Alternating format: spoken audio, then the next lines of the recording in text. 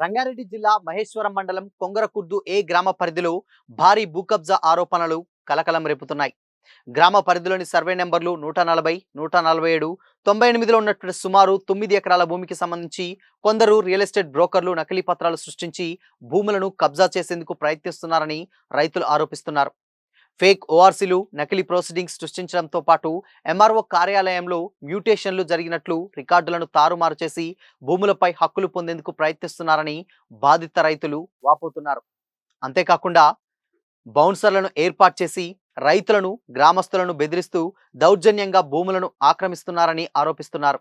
ఈ వ్యవహారంపై ఇప్పటికే జిల్లా కలెక్టర్, ఆర్డీఓ, ఎంఆర్ఓలకు ఫిర్యాదులు చేసినప్పటికీ సమస్యపై సరైనటువంటి స్పందన లభించలేదని బాధితులు చెబుతున్నారు. ఆక్రమణకు గురైనటువంటి భూముల్లో అక్రమంగా హెచ్ఎండిఏ లేఅవుట్లు ఏర్పాటు చేసి నాలా కన్వర్షన్ పేరుతో ప్లాట్లుగా మార్చి విక్రయించేందుకు ప్రయత్నాలు జరుగుతున్నాయని వారు ఆరోపిస్తున్నారు.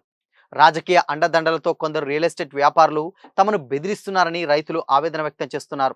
తమ భూములను కాపాడడంతో పాటు నకిలీ పత్రాలు, రికార్డుల తారుమారుపై సమగ్ర విచారణ జరిపి బాధ్యులపై కఠిన చర్యలు తీసుకోవాలని బాధిత రైతులు అధికారులను కోరుతున్నారు.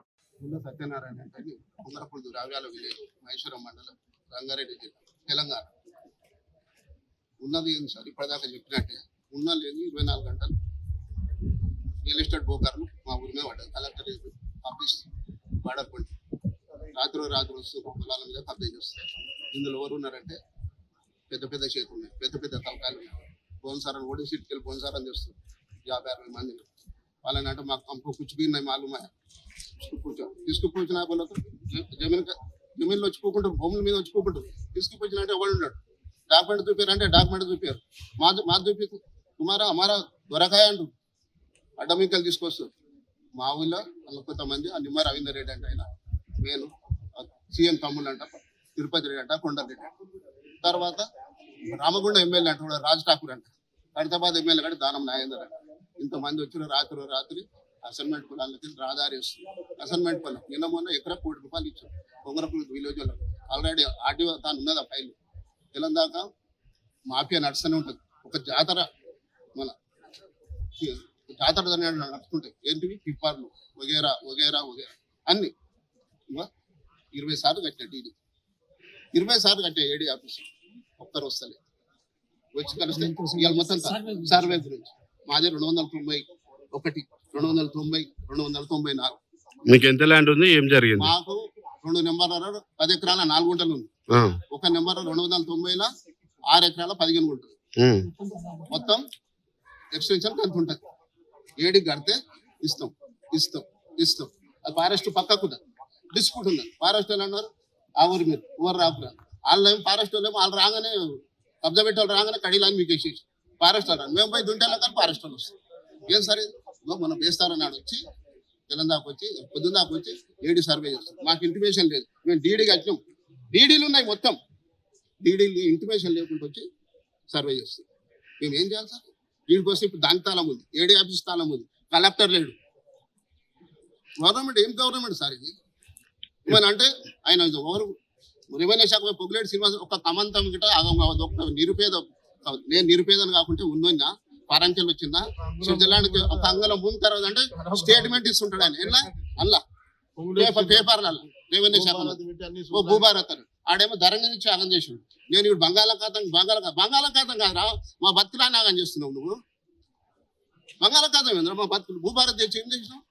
మా నిరుపేద మనం వినిపిట్ చేసినావా? ఏం చేసినావు? సర్వనాశనం చేసినావు. ఏమున్నది మా తాను? ఇప్పుడు ఉన్న ల్యాండ్ అంతా గోకారం పెట్టి ఎవరిని ఇనామని అసలు. ఇప్పుడు మీ ల్యాండ్ కి ఏమన్నా ఇబ్బంది అవుతుందో? వాళ్ళు రావడం ఆల్రెడీ ఓఆర్సీ తెచ్చారు సార్, మీ ల్యాండ్ మీద ఓఆర్సీ తెచ్చారు. మీరు అది 95లో ఓఆర్సీ తెచ్చారు. ఎవరు ఆమె పేరు ఒక లేబర్ పేరు. వీళ్ళు కబ్జాలు పెట్టేవాళ్ళు ఏం చేస్తారు అంటే వాళ్ళ తాను రాళ్ళు కొట్టేళ్ళు వడ్డరాళ్ళు ఉంటారు కదా సార్, రోడ్లు పెట్టారు, వాళ్ళ పేరు పెట్టి ఓఆర్సీ తెస్తారు. పాత డేట్లలో 94, 95, 92, 1992 ఏం సార్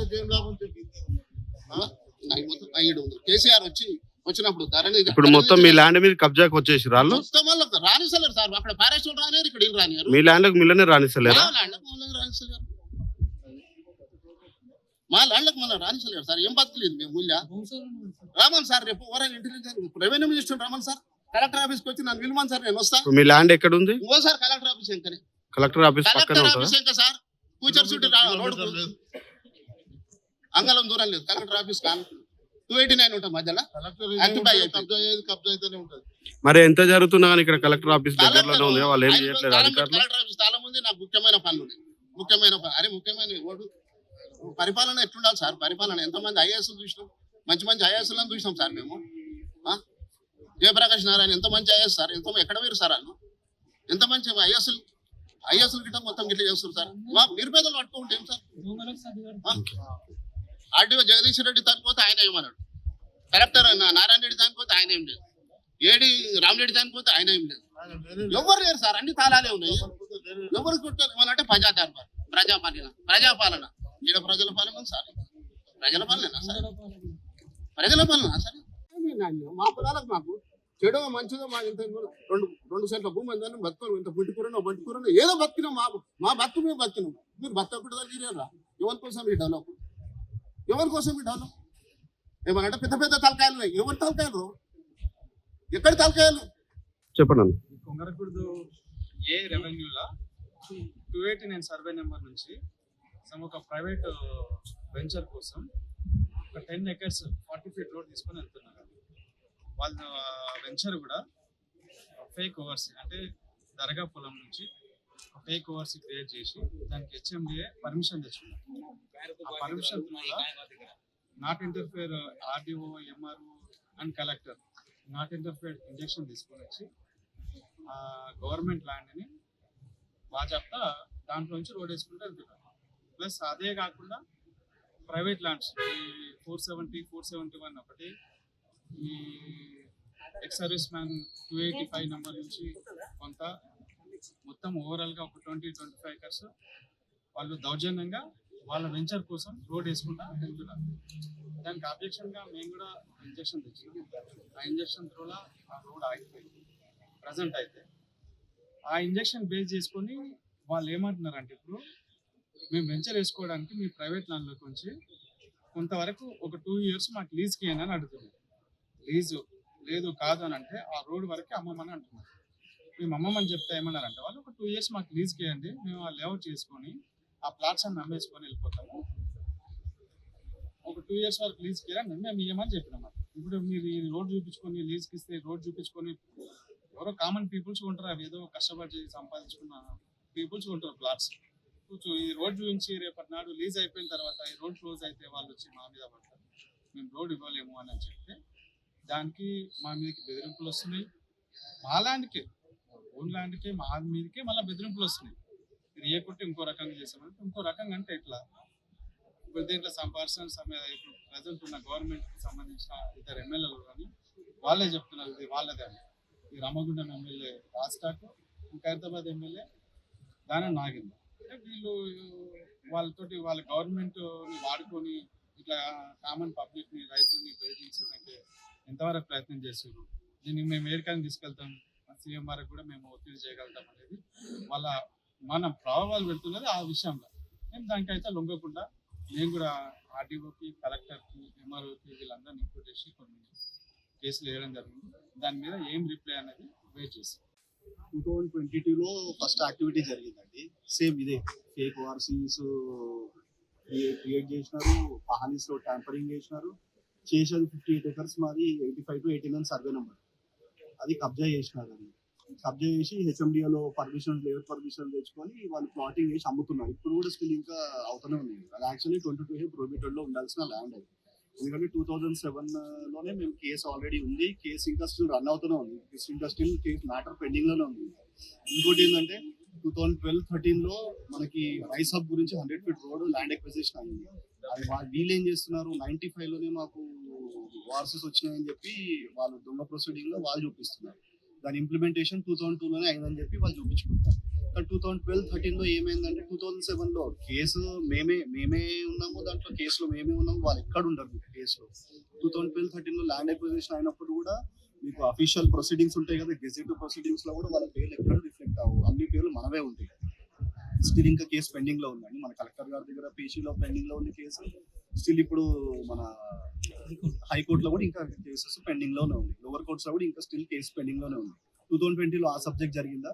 రీసెంట్ గా ఒక 6 months నుంచి 1 year నుంచి మళ్ళీ ఇప్పుడు Wonderla back side 140 survey number, 147 survey number, 98 survey number, ఇంకా రకరకాలుగా రైతుల సర్వే నెంబర్స్ ఉన్నాయి. దాంట్లో కూడా సేమ్ ఇదే ప్రొసీజర్, దొంగ ప్రొసీడింగ్లు మీద ఇవన్నీ చేస్తున్నారు. అది ఇప్పటి నుంచో మేము 1954 నుంచే మనము పట్టా ఉంది, మనకి అన్ని ఉన్నాయి. మనకి పానీస్ లో మన పేర్లే రిఫ్లెక్ట్ అవుతాయి. పట్టా ఉంది ల్యాండ్. పట్టా ఉన్నప్పుడు కూడా ఏంటంటే, ఇప్పుడు పట్టా ఉన్న కొందరు రైతులు ఏంటంటే బెదిరించే వాళ్ళు బెదిరిస్తున్నారు. ఎవరైతే అమ్మ బెదిరించి ఇది చేస్తున్నారో వాళ్ళని బెదిరించి తీసేసుకుంటున్నారు, దౌర్జన్యంగా తీసుకుంటారు. పక్కన ఉన్న వాళ్ళని బెదిరిస్తున్నారు. ఎవరు చేసే వాళ్ళు ఎవరు మరి ఎవరండి? ఈ విధంగా చేసే వాళ్ళు ఎవరు? ఇప్పుడు మా 2022లో సబ్జెక్ట్ అయినప్పుడు ప్యూర్లీ కార్తిక్ రెడ్డి ఉండేది. సవితేంద్ర రెడ్డి వాళ్ళ కొడుకు కార్తిక్ రెడ్డి ఉండే, ఆయన ఫుల్ పేజ్ గా యాక్టివ్ ఉండు. ఇప్పుడేమో ఇప్పుడు ఈ వండర్లా బ్యాక్ సైడ్ ఏదైతే నేను చెప్తున్నానో రీసెంట్ యాక్టివిటీ, ఇదేమో దానం నాగేందర్ మన రాజ్ ఠాకూర్ పేరు వినిపిస్తుంది. వాళ్ళే యాక్టివిటీ అంటూ చేస్తున్నారు. ఏంటంటే ఇక అందరూ రెవెన్యూ డిపార్ట్మెంట్, కొద్దిగా కలెక్టర్ గారు కొద్దిగా దీన్ని సీరియస్ గా కొద్దిగా దీన్ని కాన్సన్ట్రేట్ చేస్తే బాగుంటుంది. ఎందుకంటే ఇప్పుడు ఇవన్నీ ఇప్పుడు ఫస్ట్ విక్టిమ్స్ మేమైతే రైతులమైతే, సెకండ్ విక్టిమ్స్ ఎవరు అవుతారండి? ఆబ్వియస్లీ కొన్న ప్లాట్లు కొన్న అమాయకులు అవుతాయి.